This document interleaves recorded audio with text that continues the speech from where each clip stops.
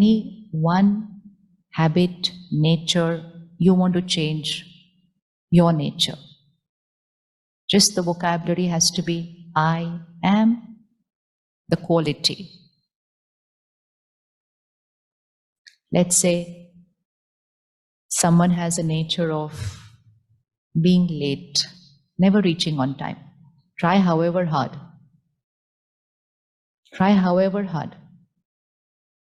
It's a sanskar, what we call, it's a habit. So what should we give them as their affirmation? They're always late. So vocabulary, what should we give them? Hanji? I am on time. I take it one bit higher. I'm always before time.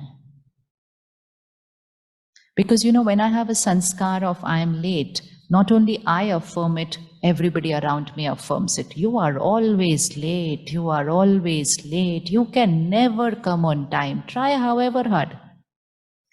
They will tell you sweetly, tomorrow come on time, huh? And the blessing will be, I know, but you'll never come. So it's not only our thoughts which create our destiny, even people around us create those blessings for us. I know you'll never come on time.